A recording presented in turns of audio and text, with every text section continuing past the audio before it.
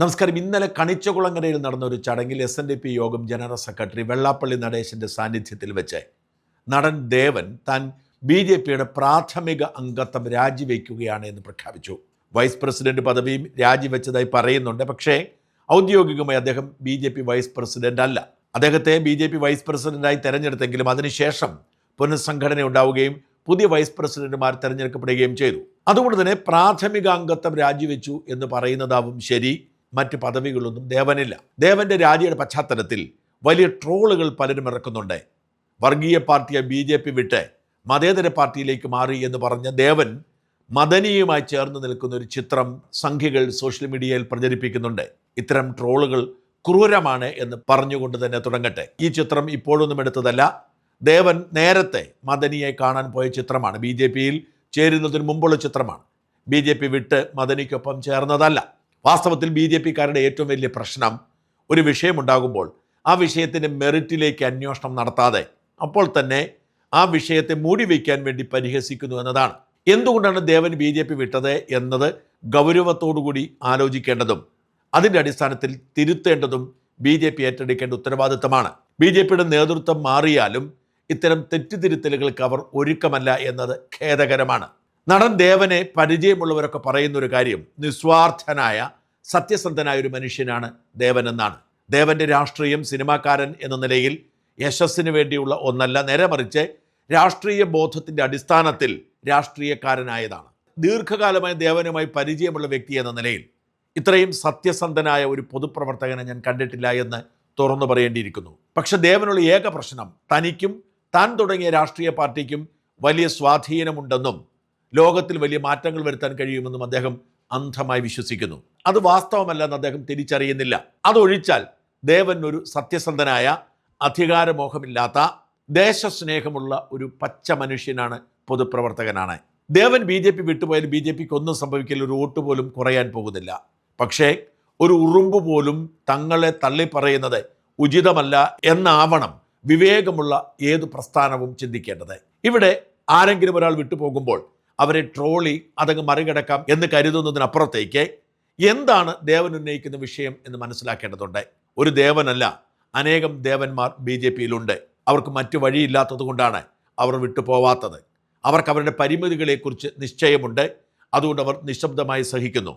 വലിയ പ്രതീക്ഷയോടെ മോദിയോടുള്ള ഇഷ്ടം കൊണ്ട്, BJP എന്ന പ്രസ്ഥാനത്തോടുള്ള ഇഷ്ടം കൊണ്ട്, രാഷ്ട്രസ്നേഹം കൊണ്ട് ഇങ്ങോട്ട് വന്ന നൂറുകണക്കിന് പേർ നമ്മുടെ നാട്ടിലുണ്ട്.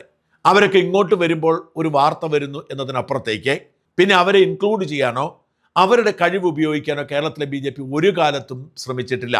മുമ്പുമില്ല, ഇപ്പോഴുമില്ല. അത് ഏത് നേതാവ് BJP ഭരിച്ചാലും അങ്ങനെ തന്നെയാണ്. ജേക്കബ് തോമസിനെ പോലുള്ള പ്രഗത്ഭനായ അഴിമതി വിരുദ്ധ പോരാളിയായ ഒരു മുൻ DGP BJPയിൽ വന്നിട്ട് നമ്മൾ പിന്നെ കേട്ടിട്ടുണ്ടോ അദ്ദേഹത്തെക്കുറിച്ച്? അൽഫോൻസ് കണ്ണന്താനം BJPയിൽ വന്നു, ഇടയ്ക്ക് കുറച്ചു കാലം മന്ത്രിയായി, പിന്നെ നമ്മൾ കേട്ടിട്ടുണ്ടോ? മേജർ രവി BJPയിൽ ഉണ്ട് എന്ന് പറയുമ്പോഴും അദ്ദേഹത്തിന് കഴിവ് ഉപയോഗിച്ചിട്ടുണ്ടോ? ഇങ്ങനെ നമുക്ക് നോക്കാനാണെങ്കിൽ ധാരാളം പേരുണ്ട്. അവരുടെ ആരുടെയും കഴിവ് ഉപയോഗിക്കാനോ അത് BJPക്ക് ഗുണകരമായി ഉപയോഗിക്കാനോ ഇവർക്കാർക്കും കഴിയുന്നില്ല. ഇവരൊക്കെ നിശബ്ദമായി അങ്ങനെ മുമ്പോട്ട് പോകുന്നത് മാത്രം. ഇവരിൽ പലരും സ്വകാര്യ സംഭാഷണത്തിൽ പറയുന്നുണ്ട് ജീവിതത്തിൽ ഏറ്റവും വലിയ അബദ്ധമായി പോയി BJPയിൽ ചേർന്നതെന്ന്. ഇതിന് കാരണം നിലവിലുള്ള നേതൃത്വം എക്കാലത്തും പുതിയ ആരും വരാതിരിക്കാൻ, അവരുടെ സ്ഥാനം ഉറപ്പിക്കാൻ ഗൂഢാലോചനകൾ നടത്തുന്നു എന്നതാണ്. അതെങ്ങനെയാണ് സംഭവിക്കുന്നത് എന്നതിൻ്റെ കൃത്യമായ വിവരണമാണ് ദേവൻ എന്നോട് ഇന്ന് രാവിലെ ഫോണിൽ സംസാരിച്ചപ്പോൾ പറഞ്ഞത്. നിസ്വാർത്ഥമായി BJPക്കൊപ്പം ചേർന്നതാണ്. നാടിനു വേണ്ടി ചിലത് ചെയ്യാൻ കഴിയുമെന്ന് പ്രതീക്ഷിച്ച് മോദിയോടും BJPയോടുള്ള ഇഷ്ടം കൊണ്ട് ചേർന്നതാണ്. പക്ഷേ ഒരിക്കൽ പോലും BJP അദ്ദേഹത്തെ ഉപയോഗിക്കാൻ ശ്രമിച്ചിട്ടില്ല. പേരിന് വേണ്ടി ഒരു അംഗത്വം കൊടുക്കുന്നു എന്നതിനപ്പുറത്തേക്ക് BJP ഒരു താല്പര്യവും കാണിച്ചില്ല. ഞാനും ദേവനും തമ്മിൽ രാവിലെ നടത്തിയ ദീർഘമായ സംഭാഷണത്തിൽ ഒരു സംഘടന ദേവനെ ക്ഷണിക്കാൻ വന്നതിൻ്റെ വിശദാംശങ്ങൾ പറയുന്നുണ്ട്. ദേവൻ ആ സംഘടനയുടെ പേര് പറയുന്നില്ലെങ്കിലും അത് SDPI ആണ് എന്നാണ് ഞാൻ നിഗമനത്തിലെത്തുന്നത്. ദേവൻ പറയുന്ന വിശേഷണങ്ങളിൽ നിന്നും നമ്മൾ മനസ്സിലാക്കേണ്ടത് SDPI ആണെന്നാണ്. എങ്ങനെയാണ് SDPI ഇവിടെ വേരുണ്ടാക്കുന്നത്, ഏത് തരത്തിലുള്ള ആത്മവിശ്വാസമാണ് SDPIക്കുള്ളത് എന്ന് ദേവൻ്റെ വാക്കുകളിൽ നിന്നും വ്യക്തമാണ്. അത്തരം പ്രലോഭനങ്ങളൊക്കെ അതിജീവിച്ച് ദേശസ്നേഹം ഉയർത്തിപ്പിടിച്ച ദേവന് സംഭവിച്ചത് കേവലം ട്രോളുകൾക്കപ്പുറത്തേക്ക് ഒരു തിരുത്തായി BJP കൈകാര്യം ചെയ്യേണ്ടതുണ്ട്. ദേവന്റെ പോക്ക് വഴി BJPക്ക് വോട്ട് നഷ്ടപ്പെടുമോ എന്നതല്ല, നേരെ മറിച്ച് ദേവൻ ഉയർത്തുന്ന വിഷയമാണ് ചർച്ച ചെയ്യേണ്ടത്. ദേവൻ BJP വിടുന്നു എന്ന കാര്യം ഏതാണ്ട് 3 മാസം മുമ്പ് അദ്ദേഹം എന്നോട് പറഞ്ഞിരുന്നു. ഈ വേദനകളും ദുഃഖങ്ങളും ഒക്കെ അദ്ദേഹം എന്നോട് നേരിട്ട് പറഞ്ഞിരുന്നു. തൃശ്ശൂരിലെ നേഴ്സുമാരുടെ സമരത്തിൽ പങ്കെടുക്കാൻ എത്തിയപ്പോഴാണ് അദ്ദേഹം എന്നോട് ഇത് മുഴുവൻ തുറന്നു പറഞ്ഞത്. അതുകൊണ്ടാണ് ഞാൻ അദ്ദേഹത്തെ വിളിച്ചതും അദ്ദേഹം ആ സംഭവങ്ങൾ മുഴുവൻ വിശദീകരിച്ചതും. നീണ്ട ഓഡിയോ ക്ലിപ്പാണെങ്കിൽ പോലും ഒരുപാട് കൗതുകമുണർത്തുന്ന ഫാക്ട്സ് ഈ സംഭാഷണത്തിലുണ്ട്. ദയവായി മുഴുവൻ കേൾക്കാൻ ശ്രമിക്കുക. ബിജെപിയിലേക്ക് വന്ന സാഹചര്യം എന്തായിരുന്നു? അല്ല, ആക്ച്വലി സംഭവിച്ചില്ല. അതായത് ബിജെപിക്ക് വരാൻ കാരണം ഞാൻ ഞാൻ ഒറ്റയ്ക്ക് നിൽക്കുകയായിരുന്നല്ലോ. അപ്പൊ 2016 കുമ്മനച്ചേട്ടൻ എന്നോട് പറഞ്ഞു 2016 ഇലക്ഷനില് ട്രിവാൻഡ്രം സെന്ററില് ബിജെപിയുടെ ടിക്കറ്റില് ദേവന് മത്സരിക്കാനായിട്ട് ഞങ്ങൾ തീരുമാനിച്ചെന്ന് പറഞ്ഞു അടുത്ത്. അപ്പൊ ഞാൻ പറഞ്ഞു, ചേട്ടാ അങ്ങനെ തീരുമാനിക്കാൻ പറ്റില്ലല്ലോ, ഞാൻ നിങ്ങളുടെ പാർട്ടിയിൽ ഇല്ലാത്ത ആളല്ലേ. അല്ല, അത് ഞങ്ങളൊരു റിക്വസ്റ്റ് ആണ്, അവിടെ ഞങ്ങള് ബിജെപിയുടെ ടിക്കറ്റില് മത്സരിക്കെന്ന് പറഞ്ഞു. അപ്പൊ ഞാൻ പറഞ്ഞു 2004 എന്റെ ആ ഒരു പുതിയൊരു ആശയമായിട്ട് വന്നിട്ട് ശക്തമായിട്ട് ഈ 3 സംവിധാനങ്ങളെയും എതിർത്തുകൊണ്ട് പല സ്ഥലങ്ങളിലും സ്പീച്ച് ചെയ്തതും രണ്ട് ഇലക്ഷനിൽ നിന്ന് ഈ 3 സംവിധാനത്തോടും എതിരായിട്ട് ഞാൻ, അതായത് ട്രിവാൻഡ്രത്ത് വെച്ചിട്ട് CPM-ന്റെ ഓഫീസിന് മുമ്പിൽ വന്ന് ജീപ്പിന്റെ മേലെ കയറി അവർ കൈ ചൂണ്ടിക്കൊണ്ട് നിങ്ങൾ ഇവിടുന്ന് മാറ്റും, ആദ്യം ഞാൻ ജോലിയെടുത്തത് ഞാനാ, AAP അല്ല. അപ്പൊ ഞാൻ പറഞ്ഞ ഇവിടെ അസംബ്ലിയിൽ ഒരുപാട് ശുദ്ധീകരണങ്ങൾ വേണം, അതുകൊണ്ടാണ് ഞാൻ വന്നതെന്നൊക്കെ പറയാൻ ചെയ്തത്, അങ്ങനെയൊക്കെ ചെയ്തു. അപ്പൊ എന്റെ അടുത്ത് ചേട്ടൻ പറഞ്ഞു, അല്ല നമുക്കൊന്ന്, അപ്പൊ ഞാൻ ഒരു കാരണവശാലും ഞാൻ BJPയിലെ ഒരു ടിക്കറ്റിൽ മത്സരിക്കില്ല, വേണമെങ്കിൽ എന്റെ പാർട്ടി NDAയിൽ ചേരാം എന്ന് പറഞ്ഞു. അത് ശരിയെന്ന് പറഞ്ഞു. അപ്പൊ ശരിയെന്ന് പറഞ്ഞു. അതിനുശേഷം അപ്പൊ ഞാൻ പറഞ്ഞു, അപ്പൊ അദ്ദേഹം പറഞ്ഞു ഞാനത് അനൗൺസ് ചെയ്തിട്ടെന്ന് ചോദിച്ചു. ഞാൻ പറഞ്ഞു, ചേട്ടനത് അനൗൺസ് ചെയ്യാൻ പറ്റില്ല, ഇത് അനൗൺസ് ചെയ്യണമെങ്കിൽ അമിത്ഷാ വേണം, അല്ലാതെ ഞാൻ നിങ്ങളുടെ ഒരു അനൗൺസ്മെന്റിൽ ഞാൻ നിൽക്കുന്ന ആളല്ല.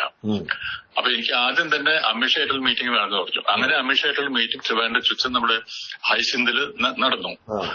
അപ്പൊ ആ മീറ്റിംഗില് സംസാരമധ്യേ അദ്ദേഹം പറഞ്ഞു 2021 BJP കേരളം ഭരിക്കുമെന്ന് പറഞ്ഞു. അപ്പൊ എന്താണ് അതിന്റെ അഭിപ്രായം എന്ന് ചോദിച്ചു. അപ്പൊ ആ ചോദ്യത്തിൽ നമ്മളൊരു ഉത്തരം പറയണല്ലോ. അപ്പൊ എന്നെ സംബന്ധിച്ചിടത്തോളം സത്യസന്ധമായ രീതിയിൽ പറയുള്ളൂ, അല്ലാണ്ട് വെറുതെ അങ്ങനെ നിങ്ങളൊന്ന് അത് പ്രീതിപ്പെടുത്താനുള്ള പരിപാടി ഇല്ലല്ലോ. അപ്പൊ ഞാൻ അവരോട് പറഞ്ഞു, I regret to disagree with you sir എന്ന് പറഞ്ഞു. അത് കേട്ടോട് കൂടിയിട്ട് ചേട്ടൻ ഷോക്കായി, അമിത്ഷാ ഷോക്കായി. അപ്പൊ അത് എന്നോട് ചോദിച്ചു, എന്തുകൊണ്ടാണ്, എന്താ കാരണം ചോദിച്ചു. അപ്പൊ ഞാൻ പറഞ്ഞു, ഇവിടെ കാലാകാലങ്ങളില് BJPയോടും RSSനോടും ഒരു റോങ് നെറേറ്റീവ് ആയിട്ടുള്ള കഥയാണ് ഇവിടുത്തെ എല്ലാവരും കിട്ടിയിരിക്കുന്നത്. അത് വിശ്വസിച്ചുകൊണ്ട് മാനസികമായിട്ടുള്ള ഒരു ഭീതി എല്ലാവരും ഉള്ളിലുണ്ട്. മൈനോറിറ്റീസിന്റെ മാത്രമല്ല ഹിന്ദുക്കളുടെ ഇടയിലും BJPയോടും RSSനോടും ഒരു ഭീതിയുണ്ട്. ആ ഭീതിയെ നിങ്ങൾ ഇതുവരെ അഡ്രസ് ചെയ്തിട്ടില്ല. BJPയോ RSSോ നിങ്ങളുടെ ജനങ്ങളിലേക്ക് ഇറങ്ങി ചെയ്തിട്ടില്ല. അപ്പൊ അതുകൊണ്ട് 2021 നിങ്ങൾക്ക് ഇവിടെ ഒരു സാധ്യതയും ഇല്ല എന്ന് സ്പഷ്ടമായിട്ട് അദ്ദേഹത്തിന്റെ മുഖത്ത് നോക്കി പറഞ്ഞതാണ് ഞാൻ. അപ്പൊ അദ്ദേഹം പറഞ്ഞു, അപ്പൊ ഓക്കെ, അപ്പൊ നമുക്ക്, അപ്പൊ ഞാൻ പറഞ്ഞു, അവിടെയാണ് എന്റെ പ്രസക്തി, അവിടെയാണ് അത് എനിക്ക് സാധിക്കുന്നത്. കാരണം ജനങ്ങൾക്ക് എന്നെ വിശ്വാസമാണ്, പക്ഷെ എന്റെ പൊളിറ്റിക്കൽ പാർട്ടിയിൽ വിശ്വാസമില്ല. അപ്പൊ ആ ഒരു സംഗതി അതിനുശേഷം അമിത്ഷാ അഗ്രി ചെയ്തു. ഓക്കെ, എന്നിട്ട് ചേട്ടനോട് പറഞ്ഞു, ശരി നമുക്ക് ഇതിനെ പറ്റി ചെയ്യാം, ദേവനെ ഡൽഹിയിൽ കൊണ്ടുവരൂ, നമുക്ക് അവിടെ വെച്ചിട്ട് അനൗൺസ് ചെയ്യാന്ന് പറഞ്ഞിട്ട് ഞങ്ങൾ പിരിഞ്ഞു. അതിനുശേഷം ഇവരാരും ഇനിഷ്യേറ്റ് എടുത്തിട്ടില്ല, എപ്പോഴും തടയാനേ ശ്രമിച്ചിട്ടുള്ളൂ. എന്നെ എന്റെ ഉള്ളിൽ കയറ്റാനായിട്ട് തടയാനാണ് ശ്രമിച്ചത്. അങ്ങനെ അപ്പൊ ഞാൻ എന്റെ പാർട്ടിയുമായിട്ട് മുന്നോട്ട് പോയി. അങ്ങനെ 2021 ഞാനത് കേരളത്തില് 4 മണ്ഡലങ്ങളിൽ മത്സരിക്കാൻ തീരുമാനിച്ചു. അത് അനൗൺസ് ചെയ്തു. അനൗൺസ് ചെയ്ത് കഴിഞ്ഞപ്പോ 2 ദിവസം കഴിഞ്ഞപ്പോ ചില രാഷ്ട്രീയവൽക്കരിച്ച തീവ്രവാദി ഗ്രൂപ്പുകളൊക്കെ എന്റെ അടുത്തേക്ക് വന്നു. അവരെന്നോട് പറഞ്ഞു, ഞങ്ങളുടെ ബാനർ, ഞങ്ങൾ തീരുമാനിക്കുന്ന, ഞങ്ങൾ തരുന്ന ഈ മണ്ഡലങ്ങളില് KPPയുടെ കാൻഡിഡേറ്റിനെ കൊണ്ട് മത്സരിപ്പിക്കണം, ഞങ്ങൾ ജയിപ്പിക്കാം. അപ്പോ അത് മണ്ഡലവും കാൻഡിഡേറ്റിനും ഞങ്ങൾ തരും എന്ന് പറഞ്ഞു. അപ്പൊ ഞാൻ പറഞ്ഞു അവരടുത്ത്, നിങ്ങൾ വന്നത് റോങ് നമ്പറിലേക്കാണ്, അതുകൊണ്ട് എനിക്ക് യാതൊരു താല്പര്യമില്ല എന്ന് പറഞ്ഞു. അപ്പൊ അവര് പറഞ്ഞു എന്റെ അടുത്ത്, അതല്ല നിങ്ങൾക്ക് ഒരു 10 വർഷത്തിനുള്ളിൽ ഞങ്ങള് കേരളം ഭരിക്കുമെന്ന് പറഞ്ഞു. ആ പാർട്ടി ഏതാന്ന് പറയാൻ അങ്ങ് ആഗ്രഹിക്കുന്നില്ല? ഇല്ല. ശരി, ഇപ്പൊ പറയില്ല. ലേറ്റസ്റ്റ് ഏരിയ ഞാൻ പറയും. ഓ ശരി. അപ്പൊ അങ്ങനെ അപ്പൊ അവര് പറഞ്ഞു, എന്നോട് പറഞ്ഞെന്ന് വെച്ചാൽ അത് ദേവനൊക്കെ ഈ ചില്ലുകൊട്ടാരത്തിൽ ജീവിക്കുന്ന ഒരാളാണ്. അത് സിനിമാ നടനാണല്ലോ, നമുക്ക് റിയാലിറ്റി അറിയില്ല. ഒന്ന് പുറത്തിറങ്ങി ചോദിച്ചാൽ അറിയാം ഞങ്ങൾ ആരാണെന്നുള്ളത്. ഞാൻ പറഞ്ഞു, നിങ്ങളുടെ ഉമ്മ നിങ്ങളെ പെറ്റ അന്ന് മുതൽ എനിക്ക് നിങ്ങൾ ആരാണെന്ന് അറിയാം. അന്നും ഇന്നും എന്നും ഞാൻ എതിർക്കുന്ന ഒരു പ്രസ്ഥാനങ്ങളാണ് നിങ്ങളുടെ. അതുകൊണ്ട് ഒരു കാരണവശാലും വരാൻ പറ്റില്ല. ഇത് നിങ്ങൾ വന്നത് ഒരു റോങ് നമ്പറിലേക്ക് ആയിപ്പോയി. അപ്പൊ അവര് പറയുന്നതെന്ന് വെച്ചാൽ അവരുടെ കാർഡ് എടുത്ത് നീട്ടി എനിക്ക്. എന്നിട്ട് പറഞ്ഞു, ഇങ്ങനെ എപ്പോഴെങ്കിലും മനം മാറ്റം ഉണ്ടാവുകയാണെങ്കിൽ ഫോൺ ചെയ്താൽ. ഞാൻ പറഞ്ഞു, ഞാൻ ഒരിക്കലും നിങ്ങളുടെ കാർഡ് വരെ സ്വീകരിക്കുന്നില്ല, ഇരിക്കില്ല. അങ്ങനെ അത് പോയി. അപ്പൊ അതിന്റെ വെളിച്ചത്ത് 2021 എനിക്ക് തോന്നി, കാരണം ഈ തീവ്രവാദമായ ഒരു സംഗതി കേരളത്തില് അഴിവേര് മാത്രമല്ല പുറത്തേക്ക് വന്നുകൊണ്ട് വളരെ വിപുലമായ രീതിയിൽ വളർന്നുകൊണ്ടിരിക്കുന്ന ഒരു ചുറ്റുപാടിലല്ലാതെ എന്റെ അടുത്ത് വന്ന് പൊളിറ്റിക്കലായിട്ട് ഞാൻ പഠിച്ചിട്ടുള്ള ഒരു മനുഷ്യന്റെ അടുത്ത് ഇങ്ങനെ ഒരു ഓഫർ തരാനായിട്ടുള്ള ധൈര്യം അവർക്കുണ്ടെങ്കിൽ, അപ്പൊ കേരളത്തിലെ ഈ നമ്മുടെ രാഷ്ട്രീയം എവിടെ പോകുന്നു എന്നുള്ളതിന്റെ ഒരു ഭയം എന്നിലുണ്ടായി. അതിനെ വിളിച്ചത് ഞാൻ നേരെ അമിത്ഷായെ വിളിച്ചു. അമിത്ഷായുടെ ഓഫീസുമായിട്ട് ബന്ധപ്പെട്ടു. എനിക്ക് മീറ്റ് ചെയ്യാൻ പറഞ്ഞു. എന്റെ അടുത്തിട്ട് ഡൽഹിക്ക് വരാൻ പറഞ്ഞു. അങ്ങനെ ഞാൻ 5 ദിവസം അവിടെ താമസിച്ചു. 5ാമത്തെ ദിവസം 5 മണിക്ക് രാത്രി 5 മണി അല്ല ഈവനിങ്ങിൽ 5 മണിക്ക് എനിക്ക് അമിത്ഷായിട്ടുള്ള ടെലികോം മിനിസ്റ്ററുടെ അദ്ദേഹത്തിന്റെ ഓഫീസിൽ എനിക്ക് അപ്പോയിന്റ്മെന്റ് കിട്ടി. അവിടെ വെച്ചിട്ടാണ് അദ്ദേഹം ഇങ്ങനെ ഈ സംസാരത്തിൽ പറഞ്ഞു, അങ്ങനെയാണെങ്കിൽ ഒരു കാര്യം ചെയ്യൂ, നിങ്ങൾ എന്തുകൊണ്ട് നമ്മുടെ BJP-യിൽ ചേർന്നുകൂടാൻ. അപ്പൊ അന്ന് എനിക്ക് തോന്നി അത് കൊള്ളാലോ, നമ്മൾ ഒറ്റയ്ക്ക് നിൽക്കുന്നതിനേക്കാൾ നല്ലത് ഒരു വലിയൊരു നാഷണൽ പാർട്ടിയിൽ പോവുകയാണെങ്കിൽ കുറച്ചും കൂടി ഒരു റീച്ച് കിട്ടുമല്ലോ എന്നുള്ളത്. അത് എന്റെ ഒരു പേടി എന്ന് പറഞ്ഞാൽ എന്നെ ഭയപ്പെടുത്തിയത് ഇതാണത്, ഈ തീവ്രവാദി ഗ്രൂപ്പിന്റെ ഇത്. അപ്പൊ അതുകൊണ്ട് പറഞ്ഞു, ഞാൻ തലയിൽ നിന്നിട്ട് അത് നമുക്ക് ഡെമോക്രസിക്ക് എഗൻസ്റ്റ് ആയിട്ട് വരും. ഇപ്പൊ ഞാൻ കണ്ടിന്യൂ ചെയ്ത് എന്റെ അന്നത്തെ ചിന്തയാണ് കേട്ടോ. അപ്പൊ ഞാനത് സമ്മതിച്ചിട്ടാണ് അങ്ങനെ ഒരു ലൈൻ ഉണ്ടാക്കിയത്. അപ്പോ 2021 മാർച്ച് 7-ാം തീയതി അത് സുരേന്ദ്രന്റെ ജാഥയുടെ സമാപനത്തിന് ആണ് ഇത് ആദ്യമായിട്ട് ഞാൻ അവിടെ സ്റ്റേജിൽ വെച്ചിട്ട് അവരെന്നെ സ്വീകരിച്ചത്. കേരള പീപ്പിൾസ് പാർട്ടി മെർജ് ചെയ്തു, മനസ്സിലായില്ലേ? അതിനുശേഷം എന്താ സംഭവിച്ചതെന്ന് വെച്ചാല് ഇങ്ങനെ മെർജ് ചെയ്താലും പിന്നെ ഒരു പ്രോപ്പറായിട്ടുള്ള ഒരു റെസ്പോൺസ് അവരുടെ ഭാഗത്തുനിന്ന് വരുന്നില്ല. അല്ല, അപ്പൊ വല്ല ഡിമാൻഡ് വെച്ചിരുന്നു ഒപ്പോസിഷനിലോ അങ്ങനെ എന്തെങ്കിലും ഡിമാൻഡ്? അന്ന് അമിത്ഷായിട്ടുള്ള എന്റെ അടുത്ത് ഈ മീറ്റിംഗില് ഈ ലയിക്കാൻ ഞാൻ പോയ ആ ഒരു മീറ്റിംഗില് അദ്ദേഹം എന്നോട് ആവശ്യപ്പെട്ടു, ഏത് മണ്ഡലത്തിലും മത്സരിക്കാനാണ് താല്പര്യം ചോദിച്ചു കേരളത്തില്. അപ്പൊ ഞാൻ പറഞ്ഞു, ഞാനൊരു മണ്ഡലത്തിലോ അല്ലെങ്കിൽ അങ്ങനെ ഒരു മത്സരിച്ചിട്ട് MLA ആവാനോ MP ആവാനുള്ള ഒരു ആഗ്രഹം ഉണ്ടെങ്കിൽ അത് ഇപ്പൊ എനിക്ക് ആവശ്യമില്ല. അതെല്ലാം പറഞ്ഞു. ഇവിടെ ഏറെ തെറ്റിദ്ധരിക്കപ്പെട്ട ഒരു പൊളിറ്റിക്കൽ പാർട്ടി കേരളത്തിൽ നിങ്ങളാണ്. അപ്പൊ അതിന് മാറ്റിയെടുക്കണം. ആ ഒരു ധാരണ, ആൾക്കാരിലുള്ള ആ ഒരു ഭീതി മാറ്റിയെടുക്കണം. അത് എനിക്ക് സാധിക്കും. എന്നിലുള്ള ജനങ്ങൾക്കുള്ള വിശ്വാസം, എന്റെ ഇതേവരെയുള്ള ഈ പ്രവർത്തനങ്ങളിലൂടെ ഞാൻ നേടിയ ഒരു വിശ്വാസ്യതയുണ്ട്. അതിന്റെ പേരിൽ എനിക്ക് സാധിക്കുന്നു പറഞ്ഞു. അപ്പൊ അത് പറഞ്ഞ് വണ്ടർഫുൾ ആണ്. അപ്പൊ അങ്ങനെ ചെയ്യാം. അപ്പൊ എന്താ വേണ്ടതെന്ന് ചോദിച്ചു. അപ്പൊ ഞാൻ പറഞ്ഞു, propaganda secretary independent charge in the state, ഒറ്റയ്ക്ക് ടോട്ടൽ കേരളത്തിലെ കംപ്ലീറ്റ് ഒരു പ്രൊപ്പഗൻഡ സെക്രട്ടറി ആയിട്ട് എന്നെ പോസ്റ്റ് ചെയ്യാമെന്ന് പറഞ്ഞു. അപ്പൊ അദ്ദേഹം പറഞ്ഞു, അത് BJP-ക്ക് അങ്ങനെ ഒരു പോസ്റ്റ് ഇല്ല പാസിക്സ്. എന്തായാലും ദേവൻ ആവശ്യപ്പെട്ട സ്ഥിതിക്ക് ഞങ്ങളത് ക്രിയേറ്റ് ചെയ്യും, എന്നിട്ട് നിങ്ങളെ പൊളിറ്റിക്കൽ ഈ പ്രൊപ്പഗൻഡ സെക്രട്ടറി ആയിട്ട് നിങ്ങളെ പോസ്റ്റ് ചെയ്യാന്ന് പറഞ്ഞു. അങ്ങനെയാണ് ഞാനിവിടെ ഇവിടെ വന്നിട്ട് അങ്ങനെയാണ് മെർജിങ് നടന്നത്. പക്ഷെ ഒന്നും സംഭവിച്ചില്ല. പിന്നെ ഒന്നും സംഭവിച്ചില്ല. അങ്ങനെ 2023 ഇവര് 23 ആണ് വൈസ് പ്രസിഡന്റ് ആയിട്ട് വെച്ചു. വൈസ് പ്രസിഡന്റായി വെച്ച സമയത്ത് ഞാൻ സുരേന്ദ്രനോട് ചോദിച്ചു, ഓക്കെ വൈസ് പ്രസിഡന്റ് ഓക്കെയാണ്, ഇവിടെ 4-5 വേറെ ആൾക്കാരുണ്ടല്ലോ വൈസ് പ്രസിഡന്റ് ആയിട്ട്, എന്റെ ഉത്തരവാദിത്തം എന്താണെന്ന് ചോദിച്ചു. എന്താണ് എന്റെ പോർട്ട്ഫോളിയോ? അപ്പൊ അതിന് ഉത്തരവില്ല. അത് നമുക്ക് ചെയ്യാം എന്ന് പറഞ്ഞിട്ട് ചെയ്യാമെന്ന് പറഞ്ഞിട്ട് നീണ്ടുകൊണ്ടേ പോയി. അതിനിടയ്ക്ക് ഇലക്ഷന് വരുന്നു, ഞാൻ ക്യാമ്പയിനിൽ പങ്കെടുക്കുന്നു. അപ്പൊ 2024 ഇലക്ഷനില് രാജീവ് ചന്ദ്രശേഖരനാണല്ലോ ഇവിടെ ഈ പാർലമെന്റിലേക്ക് അനുസരിച്ചത്. അപ്പോ അവിടുന്ന് അമിത്ഷായുടെ ഓഫീസിൽ നിന്ന് എന്നോട് പറഞ്ഞു, അങ്ങനെ രാജീവ് ചന്ദ്രശേഖരന്റെയും അവിടെ പോയിട്ട് നിങ്ങൾ ക്യാമ്പയിൻ ചെയ്യണമെന്ന് പറഞ്ഞു. അങ്ങനെ ഞാൻ അവിടെ വന്നു. അവിടെ വന്നിട്ട് രാജീവ്ജിയായിട്ട് സംസാരിച്ചു. അങ്ങനെ ഞാനത് ഒരു 5 ദിവസം അവിടെ വളരെ അഗ്രസീവ് ആയിട്ടുള്ള ക്യാമ്പയിൻ നടത്തി. അതിൽ ഞാൻ അവിടെ ഓൾറെഡി ഇലക്ഷനിൽ നിന്നിട്ടുള്ള ഒരാളായതുകൊണ്ട് എനിക്ക് പല സ്ഥലങ്ങളിലും എനിക്ക് കുറെ ഒരു 1000-1500 വോട്ടുകളുള്ള സ്ഥലങ്ങൾ പല സ്ഥലത്തുണ്ടായിരുന്നു. അതൊക്കെ വെച്ച് അങ്ങനെ വേറെ ഒരു മേജർ ആയിട്ടുള്ള ഒരു പ്രസ്ഥാനവുമായിട്ട് എനിക്ക് വളരെ അടുത്ത ബന്ധമുണ്ട്. ഞാൻ അവരെ വിളിച്ചു വരുത്തി. ഞാനും രാജീവ് ചന്ദ്രശേഖരൻ കൂടിയിട്ട് ഹയത്തില് എന്റെ റൂമിൽ ഇരുന്നിട്ട് സംസാരിച്ചിട്ട് അവരുടെ വോട്ടുകൾ മുഴുവനും രാജീവിന് ഞാൻ വാങ്ങിക്കൊടുത്തു. പ്രോമിസ് ചെയ്ത് ഷേക്കിന്റെ എടുത്തു. അങ്ങനെയാണ് അങ്ങനെ മാക്സിമം നമുക്ക് ചെയ്യാൻ പറ്റുന്നത്. അതേപോലെ തന്നെ ഞാനിവിടെ ആലപ്പുഴ വന്നിട്ട് ശോഭ സുരേന്ദ്രന് വേണ്ടി വർക്ക് ചെയ്തു. അതുപോലെ തന്നെ തൃശ്ശൂർ വന്നിട്ട് സുരേഷ് ഗോപിക്ക് വേണ്ടി വർക്ക് ചെയ്തു. അപ്പോ അതായത് തൃശ്ശൂർ മണ്ഡലത്തിലും ആലപ്പി മണ്ഡലത്തിലും ട്രിവാൻഡ്രം മണ്ഡലത്തിലും ഈ BJPക്ക് നല്ല ശക്തമായ ഒരുപാട് വോട്ട് കൂടിയല്ലോ. അതിന്റെ ഒരു കാരണം എന്റെ സാന്നിധ്യം തന്നെയാണെന്ന് വിശ്വസിക്കുന്ന ഒരാളാണ് ഞാൻ. അത് കഴിഞ്ഞു. അപ്പോഴും ഈ ഒരു സംഗതി ഒന്നായിട്ടില്ല. അങ്ങനെ 2026 ആവുന്നു. 2026 ആയപ്പോ പിന്നെ RSS എന്നാണ് എന്റെ അടുത്ത് വിളിച്ച് പറഞ്ഞത്, ഈ പ്രാവശ്യം അസംബ്ലി സീറ്റുകളില് ദേവൻ കൂടി മത്സരിക്കണം, ജയിക്കും, ഞങ്ങൾ ജയിപ്പിക്കും എന്ന് പറഞ്ഞു. സീറ്റ് തരാമെന്ന് പറഞ്ഞു. അതെ. അതായത് തരാമെന്ന് വെച്ചാൽ ദേവൻ ഈ 2026 അസംബ്ലിയിൽ ദേവൻ മത്സരിക്കണം BJPയുടെ ടിക്കറ്റിൽ. അത് ഞങ്ങൾ ജയിപ്പിക്കും. അപ്പോ ജയസാധ്യതയുള്ള ഒരു മണ്ഡലം തെരഞ്ഞെടുത്തോളൂ, ഞങ്ങൾ സപ്പോർട്ട് ചെയ്യാന്ന് പറഞ്ഞു. അങ്ങനെ ഇതിന്റെ തുടക്കം. അപ്പൊ ഞാൻ തൃശ്ശൂര് പോയിട്ട് ഞാൻ എല്ലാവരും തൃശ്ശൂര് താല്പര്യമുണ്ടെന്ന് പറഞ്ഞു.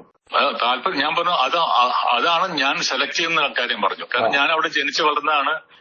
എന്റെ ഫാമിലിയുടെ പോപ്പുലാരിറ്റി, എന്നോടുള്ള ആൾക്കാരുടെ സ്നേഹമൊക്കെ വെച്ച് നോക്കുമ്പോൾ അവിടെ എല്ലാ മതങ്ങളും എല്ലാ ജാതിക്കാരും എന്നെ സംബന്ധിച്ചിടത്തോളം എല്ലാവർക്കും സർവ്വസമ്മതനാണ് ഞാൻ.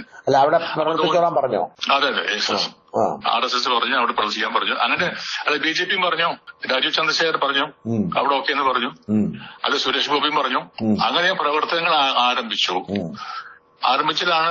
പെട്ടെന്നാണ് ഒരു മാറ്റം വന്നത്. അവിടെ നമ്മുടെ ഈ വീടുണ്ടല്ലോ, പത്മജയ്ക്ക് വേണ്ടിയിട്ട് സീറ്റ് കൊടുക്കണം എന്ന് പറഞ്ഞ് സുരേഷ് ഗോപി എന്നോട് പറഞ്ഞു. കാരണം അത് അമിത് ഷാ ഒരു പ്രോമിസ് ചെയ്തിട്ടുണ്ട് എന്ന് പറഞ്ഞു. അപ്പൊ ഞാൻ പറഞ്ഞു അങ്ങനെ പാർട്ടി തീരുമാനിക്കുകയാണെങ്കിൽ ഓക്കെ, ഞാൻ മാറാന്ന് പറഞ്ഞു. അങ്ങനെ അടുത്ത ഒരു ഓപ്ഷനായിട്ടാണ് പുതുക്കാട് ഞാൻ സെലക്ട് ചെയ്തത്. അപ്പൊ ഞാൻ അവിടെ പോയിട്ട് എന്റെ പ്രവർത്തനങ്ങൾ ആരംഭിച്ചു. അവിടെയും പ്രവർത്തിച്ചോളാമെന്ന് സുരേഷ് ഗോപിയും രാജീവ് ചന്ദ്രശേഖരനും പറഞ്ഞു എന്റെ അടുത്ത്.